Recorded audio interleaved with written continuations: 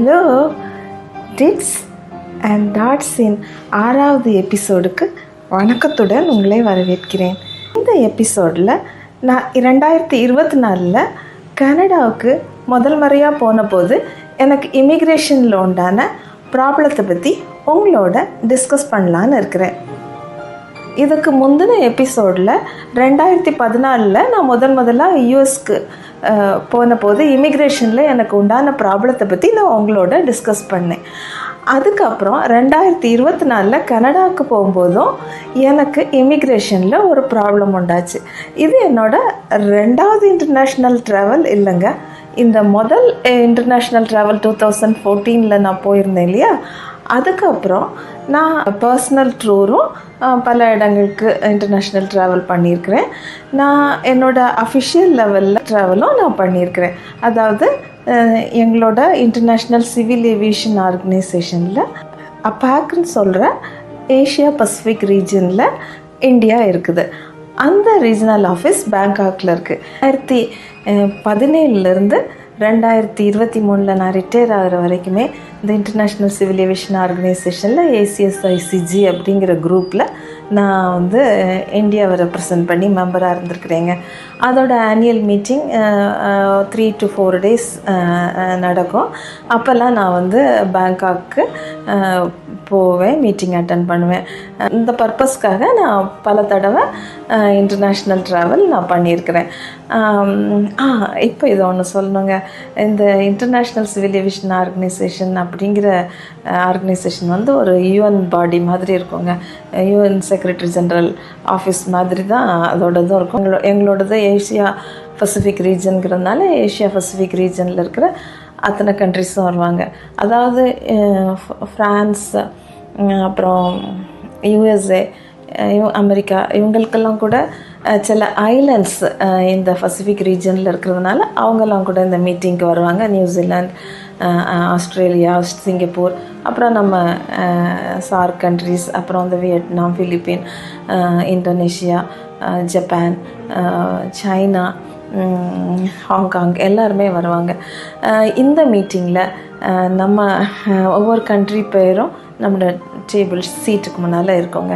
So India அப்படிங்கிற பேருக்கு பின்னால் நம்ம இந்தியாவை ரெப்ரசன்ட் பண்ணி போய் உக்காந்துருக்கிறதும், இந்தியாவை ரெப்ரசன்ட் பண்ணி பேப்பர்ஸ் ப்ரெசென்ட் பண்ணுறதும் ரொம்ப பெருமையாக இருக்குங்க. எங்கேயோ ஒரு வில்லேஜில் பிறந்து படித்து வளர்ந்து இவ்வளோ பெரிய ஆர்கனைசேஷனில் நம்ம பங்கெடுக்கிற மாதிரி ஒரு வாய்ப்பை ஆண்டவர் உருவாக்கி தந்திருக்கிறாரே அப்படிங்கிறத நினச்சி பெருமைப்பட்டிருக்கேன். ஆண்டவருக்கு நன்றி சொல்லியிருக்கிறேன். ஏன்னாக்கா நான் பர்சனலாக என்ன ஃபீல் பண்ணுவேன்னா, என்னோடய கலீக்ஸ் நிறைய பேர் ஃபீல்ட் ஸ்டேஷன்ஸில் ஒர்க் பண்ணுறாங்க. என்னோட ரொம்பவுமே டிசர்விங் கேண்டிடேட்ஸுங்க. ஆனாலும் நான் உங்களுக்கு 4வது எபிசோடில் சொல்லியிருக்கிறேன் இல்லையா, அது அவ்வளோ அன்சேஃப் பிளேஸாக இருந்தால் கூட சில ப்ரிவிலேஜஸ் நமக்கு டெல்லியில் கிடைக்கும் அப்படின்னு நான் உங்களுக்கு சொல்லியிருக்கிறேன் இல்லையா. அந்த மாதிரி ப்ரிவிலேஜஸில் ஒன்று தாங்க இது. கார்ப்பரேட் ஆஃபீஸில் நான் ரொம்ப நாள் வேலை பார்த்ததுனால எனக்கு கிடைச்ச ஒரு ப்ரிவிலேஜ் இது. இப்படி நான் பல இன்டர்நேஷ்னல் ட்ராவல், அந்த ஃபஸ்ட் இன்டர்நேஷ்னல் ட்ராவலுக்கும் இந்த 2024 கனடா ட்ராவலுக்கும் இடையில் நிறைய ட்ராவல் பண்ணியிருந்தாலும் கூட 2024 நான் கனடாவுக்கு போகும்போது திரும்பவும் இமிக்ரேஷனில் எனக்கு ஒரு பெரிய ப்ராப்ளம் வந்ததுங்க. அந்த ப்ராப்ளம் என்னங்கிறத நான் உங்களோட இந்த எபிசோடில் நல்ல விவரமாகவே சொல்கிறேன். யூடியூப்லேருந்து எனக்கு ஒரு நோட்டிஃபிகேஷன் வந்துகிட்டே இருக்குதுங்க. உன்னோட வியூவர்ஸில் 85% ஆஃப் மெம்பர்ஸ் இன்னும் சப்ஸ்கிரைப் பண்ணாமலே பார்த்துட்ருக்காங்கன்னு. ப்ளீஸ் நீங்கள் இப்போ ஒரு சின்ன பாஸ் எடுத்துகிட்டு பக்கத்தில் இருக்க பெல் பட்டனை ப்ரெஸ் பண்ணி சேனலை சப்ஸ்கிரைப் பண்ணுங்கள். Thank you so much. எபிசோடுக்குள்ளே போகலாமா? என்னோடய பையனும் என்னோடய மருமகளும் கனடாவோட பெர்மனண்ட் ரெசிடென்ட்ஸ். அப்போது கனடாவோட சிட்டிசன்ஸ் அண்ட் பெர்மனண்ட் ரெசிடென்ட்ஸ் இவங்க 2 பேரண்ட்ஸும் வேறு சிட்டிசன்ஸாக இருந்தாங்கன்னா கனடாக்குள்ளே வந்துட்டு போகிறதுக்கு டூரிஸ்ட் விசாவிலேயே ஒரு ஸ்பெஷல் கேட்டகரி ஆஃப் விசா தராங்க. அது பேர் சூப்பர் விசா. சாதாரண டூரிஸ்ட் விசாவில் நம்ம கனடாவுக்கு போனோன்னா 6 monthsக்குள்ளே நம்ம அந்த அந்த ஒரு டைம் இமிக்ரேஷனை கண்ட்ரி ஆஃப் ஒரிஜினுக்கு நம்ம திருப்ப வரணும் 6 monthஸில். ஆனால் இந்த பர்டிகுலர் சூப்பர் வீசாவில் நம்ம போனோம்னாக்கா நம்ம டூரிஸ்ட் தான், ஆனால் கூட நம்ம இந்த 6 monthஸில் நம்ம ரிட்டர்ன் ஆகி வர வேண்டியதில்லை. நம்ம ஒரு 5 years வரைக்கும் அங்கே கண்டினியூஸாக இருக்கணும்னா இருக்கலாம். அப்போ இந்த தடவை சூப்பர் வீசாவுக்கு அப்ளை பண்ணும்போது அவங்க வந்து நமக்கு மெடிக்கல் செக்கப்புக்கும் அனுப்புகிறாங்க. அது ஒரு கொஞ்சம் லென்த்தி ப்ரொசீஜர்ஸ் ஆகுது. அதெல்லாம் முடித்து நமக்கு வீசாலாம் வந்து ஒரு வழியாக டிக்கெட்டும் நாங்கள் புக் பண்ணிட்டோங்க. March 12th எங்களோட ட்ராவல் டேட். யூரோப்பியன் கண்ட்ரியில் நாங்கள் ஒரு மிடில் பிளேஸில் எங்களுக்கு வந்து ஃபஸ்ட்டு ஒரு லேஓவர் வர்ற மாதிரி நாங்கள் புக் பண்ணியிருந்தோம். ஏன்னாக்கா தொடர்ந்து 18 hours ஏர்க்ராஃப்டில் உக்காந்து போகிறத காட்டியும் ஒரு 8 hours ஃபஸ்ட்டு ஜேர்னி பண்ணிவிட்டு ஒரு சின்ன கேப் எடுத்துகிட்டு அப்புறம் second journey another 8 or 9 hours பண்ணோன்னா அது கொஞ்சம் இந்த ஏஜில் கம்ஃபர்டபுளாக இருக்கும் அப்படின்னு நினச்சதுனால 4 hours லேஓவர் வர்ற மாதிரி பிளான் பண்ணியிருந்தோம். ஏன்னா 1.5 hours லேஓவரில் கொஞ்சம் சீப் டிக்கெட் கிடச்சிது. ஆனால் கூட 1.5 hours லேஓவர் ஒரே டெர்மினலாக இருந்தால் கூட ரொம்ப தூரம் ஒரு ட்ரெயின்லலாம் ட்ராவல் பண்ணி கேட்டுக்கு போகணும் ஒரே டெர்மினலில் இருந்தால் கூட. ஸோ அதெல்லாம் பார்த்துட்டு ரிவ்யூலாம் பார்த்துட்டு 4 hours மினிமம் இருந்தால் நமக்கு பெட்டர்னு நினச்சதுனால 4.5 hours லேஓவர் வர்ற மாதிரி நாங்கள் வந்து டிக்கெட்லாம் பண்ணியிருந்தோம். ஆனால் எங்களுக்கு அதில் ஒரு ஏர்லைன்ஸ் வந்து எங்களுக்கு ஒரு ப்ராப்ளம் கொடுத்தது. அது என்ன ப்ராப்ளம், அதனால் எனக்கு என்ன லாஸ் ஆச்சு அப்படிங்கிறதெல்லாம் நான் அடுத்த எபிசோடில் சொல்கிறேன். இப்போ நான் கண்டினியூ பண்ணுறேன் இதோட. எனக்கு அதனால் லாஸ்ட் மொமெண்ட்டில் அந்த ஏர்லைன்ஸ் வந்து எனக்கு செகண்ட் ஜேர்னி வந்து சேஞ்ச் பண்ணி வேறு டிக்கெட் கொடுத்தது. செகண்ட் செக்மெண்ட், அதாவது அந்த யூரோப்பியன் சிட்டிலேருந்து டொரண்டோ போகிறதுக்குள்ளே அந்த செகண்ட் செக்மெண்ட் ஆஃப் ஜேர்னிக்கு வேறு டிக்கெட் கொடுத்தது. அதுபடி எனக்கு அந்த சிட்டியில், அதாவது அந்த லேஓவர் சேஞ்ச் ஆகி 4.5 ஹவர்ஸ்லேருந்து 8.5 ஹவர்ஸ் ஆயிடுச்சுங்க. பர்டிகுலர் சேஞ்சுக்கு ரீசன் என்னென்னா அந்த ஏர்லைன்ஸோட ஸ்டாஃபோட ஸ்ட்ரைக்காக இருந்தது அன்றைக்கி. அதனால தான் எங்களை வந்து வேறு ஒரு ஏர்க்ராஃப்டில் அக்காமடேட் பண்ணியிருந்தாங்க செகண்ட் செக்மெண்ட் ஜேர்னிக்கு. அதனால நாங்கள் அங்கே 8.5 ஹவர்ஸ் இருக்க வேண்டியதாகிடுச்சு. இந்த 8.5 ஹவர்ஸும் அந்த ஏர்போர்ட்டில் பர்சஞ்சர்ஸ் ரொம்ப குறைவாக இருந்தாங்க அன்றைக்கி ஸ்ட்ரைக்குங்கிறதுனால. 1 or 2 ஸ்டால்ஸ் இருந்தது. ஸோ பேசஞ்சர்ஸ் ஹால் அந்த கேட்லேயே ரொம்பவே ரொம்ப சில்லுன்னு இருந்தது. ரொம்ப கொஞ்சம் அன்கம்ஃபர்டபுளாகவும் இருந்தது. நாங்கள் அந்த 8.5 ஹவர்ஸ் டேஸில் நாங்கள் வந்து லேஓவர் வந்து எங்களுக்கு கொஞ்சம் டிஃபிகல்ட்டாகவே இருந்தது. கையில் 2 லக்கேஜு, அப்புறம் ஜாக்கெட் எல்லாம் எடுத்துகிட்டு இங்கே போகிறது அங்கே போகிறது, எங்கே காஃபி கிடைக்கும், எங்கே ஒரு பர்கர் கிடைக்கும், இப்படி தேடி அலைஞ்சு ஸோ இருக்கிற அந்த ஒரு ஸ்டாலில் ரொம்ப கொஞ்சம் இருந்த பேசஞ்சர்ஸ் அத்தனை பேருமே அதில் தான் நின்றுட்டு இருந்தாங்க. ஸோ ஒரு காஃபி கூட ரொம்ப நேரம் வெயிட் பண்ணி வாங்க வேண்டியது இருந்தது. அதுவும் அவ்வளோ ஹாட்டாகவும் கிடைச்ச மாதிரி எனக்கு ஞாபகம் இல்லை. ஸோ அந்த 8.5 ஹவர்ஸ் எங்களுக்கு கொஞ்சம் கஷ்டமாகவே இருந்தது. அடுத்த ஜேர்னிக்காண்டி இந்த போர்டிங் ஆரம்பித்தாங்க. போர்டிங் ஆரம்பிக்கும் போது ஒரு அனௌன்ஸ்மெண்ட் கொடுத்தாங்க, ஃப்ளைட் ஃபுல்லாக இருக்குது, அதனால் கேபின் பேக்கேஜை வைக்கிறதுல கொஞ்சம் டிஃபிகல்ட்டிஸ் வரலாம். உங்களுக்கு நாங்கள் ஒரு ஆஃபர் தரோம், உங்களோட கேபின் பேக்கேஜை நீங்கள் எங்கள்கிட்ட செக்இன் பேக்கேஜாக தந்துட்டிங்கன்னா நாங்கள் இதை அங்கே ஃப்ரீ ஆஃப் காஸ்ட்லேயே உங்களுக்கு செக்இன் பேக்கேஜை அங்கே எடுத்துகிட்டு வந்து தந்துடுறோம் அப்படின்னு அனௌன்ஸ் பண்ணாங்க. அப்போ நானும் என்னோடய ஹஸ்பண்டும்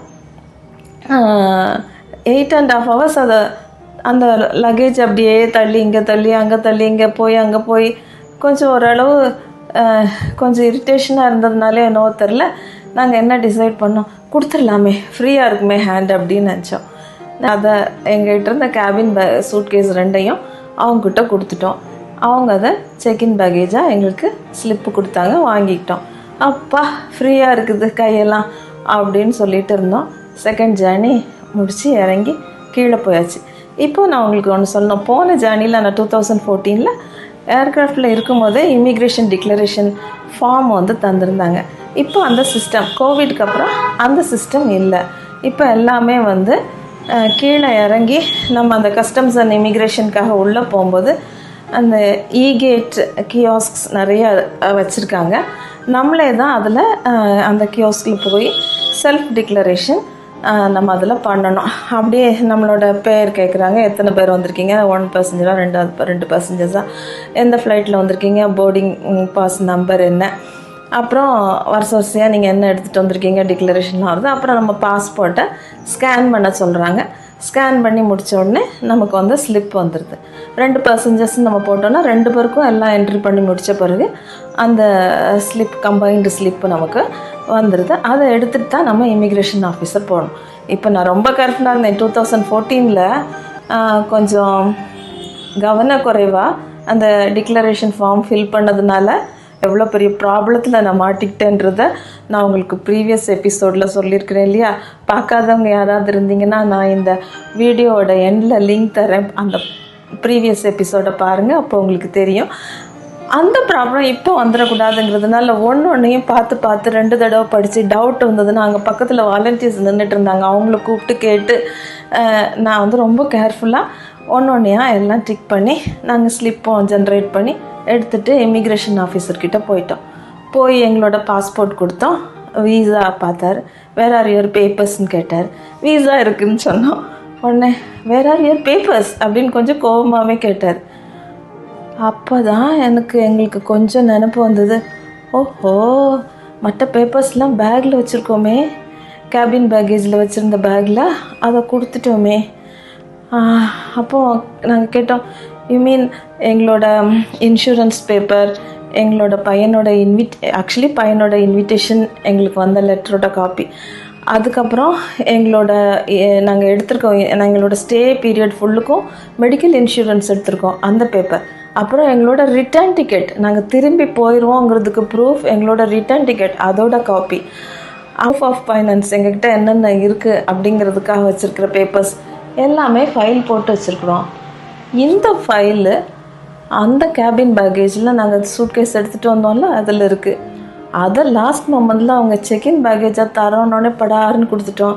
இதை பற்றி யோசிக்கவே இல்லை, கொஞ்சம் கூட யோசிக்கலை, இப்போ வரைக்கும் யோசிக்கலை. இப்போ அவர் வந்து பேப்பர் கார்டுங்கன்னு கேட்குறாரு, எங்ககிட்ட ஒன்றுமே இல்லை. நாங்கள் சொன்னோம் செக்இன் பேக்கேஜில் இருக்குது. Then why did you come here அப்படின்னு கோவமாக கேட்டார். எங்கள் ஸ்லிப்பில் பெரிய கிராஸாக மார்க் பண்ணினார். வி ஹாவ் த பேப்பர்ஸ் அப்படின்னு சொல்லிவிட்டு நாங்கள் எக்ஸ்பிளைன் பண்ண ஆரம்பிக்கும் போது go and meet the other ஆஃபீஸர்னு சொல்லிட்டாரு. இந்த கிராஸ்டு ஸ்லிப்பை எடுத்துகிட்டு வெளியே வந்தோடனே தான் நான் என் ஹஸ்பண்ட்ட சொன்னேன், எல்லாமே சாஃப்ட் காப்பி இருக்குது, இமெயில் எங்கேருந்து வந்ததோ எல்லாமே என்னால் எடுக்க முடியும், அப்போ கிடுக்கிட்டுன்னு எடுன்னு சொன்னாங்க. நான் ஒன்று எல்லாமே எடுத்தேன். அவருக்கு வேண்டியது எங்களோட ரிட்டர்ன் டிக்கெட்டும் எங்களோட இன்சூரன்ஸ் பேப்பரும் தான் அவருக்கு மெயினாக வேண்டியது இருந்தது. ஸோ நான் அந்த 2யுமே வந்து சாஃப்ட் காப்பி எடுத்துட்டேன். திருப்பி அவர்கிட்ட மெதுவாக போய் சாஃப்ட் காப்பி இருக்குது இமெயிலில் அப்படின்னு சொன்னோன்னே என்ன நினச்சாரோ தெரியல, ஓகே ஷோ மீ அப்படின்னாரு.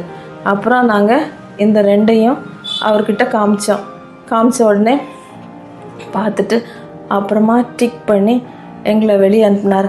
அப்பப்பா போதும்னு ஆயிடுச்சிங்க, இல்லைன்னா எங்களை டீடென்ஷன் பண்ணி எங்களை திருப்பி இந்தியாவுக்கே அனுப்பியிருப்பார். ஏன்னா ஆல்ரெடி ஹி மார்க்டு கிராஸ். நான் அதை அப்பீல் பண்ணப்போ அவருக்கு மேலே இருக்கிற ஆஃபீஸரை பார்க்க சொல்லியிருந்தார். அதில் நான் எவ்வளோ சக்சீட் ஆவேன்னு எனக்கு தெரியாது. ஆனால் எல்லாமே என்னோடய செக்இன் பேக்கேஜுக்குள்ளே இருக்குது. ஆனால் செக்இன் பேக்கேஜ் வரைக்கும் நான் போய் பேக்கேஜ் கலெக்ட் பண்ணவே முடியாது. அதுக்கு முன்னால் இமிக்ரேஷன் அண்ட் கஸ்டம்ஸ் கிளியரன்ஸ் வாங்கணும். அந்த கிளியரன்ஸில் நான் ஸ்ட்ரக்கப் ஆகி நிற்கிறேன். எவ்வளோ பெரிய மடத்தனம் பார்த்தீங்களா. ஒரு சின்ன மொமெண்ட்டில் என்னோடய புத்தி, நாங்கள் 2 பேருமே இந்த பர்டிகுலர் திங் மறந்துட்டோம். அதாவது இமிக்ரேஷனில் போய் நாங்கள் காமிக்க வேண்டிய பேப்பர்ஸ் எல்லாமே இதுக்குள்ளே இருக்குது அப்படின்னு மறந்துட்டோம். நான் செஞ்ச இந்த தப்பை நீங்கள் யாரும் செஞ்சிடாதீங்க. நான் டொரண்டோலேருந்து நான் இந்தியாவுக்கு திரும்பி வரும்போது கூட வந்தேன். அபுதாபியில் அகெயின் கேட்டாங்க, இந்தியன் பர்சன் ஃபுல்லாக இருந்தது flight, Abu Dhabi to Bangalore flight. அவங்க இதே மாதிரி அனௌன்ஸ்மெண்ட் வந்தது, ஃப்ளைட் ஃபுல்லாக இருக்குது, நீங்கள் தரதுன்னா தாங்க. ஸோ இட்ஸ் அ காமன் அனௌன்ஸ்மெண்ட்னு நினைக்கிறேன். இப்படி அனௌன்ஸ்மெண்ட் வந்ததுன்னா நீங்கள் உங்களோட கேபின் பேக்கேஜை, நீங்கள் செக்இன் பேக்கேஜை அவங்கக்கிட்ட ஹேண்ட் ஓவர் பண்ணுறதுக்கு முன்னால் 10 தடவை யோசிங்கங்க. இதுக்குள்ளே என்னென்ன இருக்குது, மெடிசன்ஸ் இருக்குதா, பணம் இருக்குதா, தேவையானது இல்லை நமக்கு வேண்டிய இமிக்ரேஷன் அண்ட் கஸ்டம்ஸில் காமிக்கிறதுக்கு வேண்டிய ஃபைல்ஸ் இருக்குதா, இல்லை பாஸ்போர்ட்டையே உள்ளே வச்சுருக்குறோமா, இதெல்லாம் ஒரு 10 தடவை யோசித்துட்டு நீங்கள் ஹேண்ட் ஓவர். இல்லை என்னைய கேட்டிங்கன்னா நான் அட்வைஸ் பண்ணுறது கொடுக்காதீங்க. நீங்கள் எப்படி ஜேர்னி ஸ்டார்ட் பண்ணிங்களோ அப்படியே வந்துட்டுருங்க. எந்த சேஞ்சும் பண்ணாமல் போயிட்டுருக்குது பெட்டர்னு நினைக்கலாம். நான் தான் வீசாவுக்கு எல்லா பேப்பர்ஸும் சப்மிட் பண்ணிட்டேனே, இப்போ என்ன திருப்பி என்னை எல்லாம் கேட்குறாங்க அப்படின்னு நினைக்கலாம். வீசா நம்மளுக்கு அப்ரூவ் பண்ணுறது டிஃப்ரெண்ட் அத்தாரிட்டி. அவங்க நம்மளோட எலிஜிபிலிட்டியை பார்த்து இவங்கள நம்ம கண்ட்ரிக்குள்ளே விடலாமா, பர்பஸ் என்ன, அதெல்லாம் பார்த்து அவங்க நமக்கு வீசா சேங்ஷன் பண்ணுறாங்க. ஆனால் இங்கே நம்மளை இப்போ நம்ம ஃபேஸ் பண்ணுறது பார்டர் செக்யூரிட்டி ஆஃபீஸர் நம்மளை நேரில் பார்க்குறாரு. அவருக்கு நம்ம மேலே அவர் வீசா பார்ப்பார். பட் நம்மளை பார்த்த உடனே நம்மக்கிட்ட என்னென்னலாம் அவருக்கு டவுட் வருதோ அத்தனை டவுட்ஸையும் கிளியர் பண்ணி அவர் நம்மளை உள்ளே அனுப்பணும். ஸோ அவர் என்னென்ன பேப்பர்ஸ்லாம் நம்மக்கிட்ட கேட்குறாரோ, நான் வீசாவுக்கு கொடுத்துட்டேன் அப்படி சொல்ல முடியாது. இவருக்கு திருப்பவும் நம்ம எல்லா பேப்பர்ஸையும் எல்லா பேப்பர்ஸும் நம்ம வீசாவுக்கு என்னென்னலாம் சப்மிட் பண்ணோமோ அத்தனை பேப்பர்ஸையும் நம்ம ஃபைலில் வச்சுருக்கோம். அப்புறமா உங்களோட மெடிக்கல் இன்சூரன்ஸ் எடுத்திருப்பீங்க, அதோட காப்பியும் வச்சு, அதுக்கப்புறமா உங்களோட ரிட்டர்ன் டிக்கெட், நீங்கள் திருப்பி போயிடுவீங்க அப்படிங்கிற ஒரு கேரண்டி நீங்கள் அவருக்கு கொடுக்கணும். அதுக்காக உங்களோட ரிட்டர்ன் டிக்கெட்டோட காப்பியும் வச்சு இமிக்ரேஷன் ஆஃபீஸர் முன்னால் உங்கள் ஃபைலை கூடவே வச்சுருந்து கொண்டு போய் அப்புறமா அவர் கேட்குற ஒவ்வொரு பேப்பரையும் நீங்கள் 1 by 1 எடுத்து கொடுத்தீங்கன்னா எனக்கு இந்த ப்ராப்ளம் உங்களுக்கு வராதுங்க. இந்த வீடியோ உங்களுக்கு பிடிச்சிருக்குன்னு நினைக்கிறேன். பிடிச்சிருந்தா உடனே ஒரு லைக் கொடுங்க, உடனே சப்ஸ்கிரைப் பண்ணுங்கள். உங்களோட ஃப்ரெண்ட்ஸ், ரிலேட்டிவ்ஸ், உங்கள் கோவர்க்கர்ஸ் எல்லாருக்கும் ஷேர் பண்ணுங்கள். மீண்டும் ஒரு நல்ல காணொளியோடு அடுத்த வாரம் உங்களை சந்திக்கிறேன். நன்றி.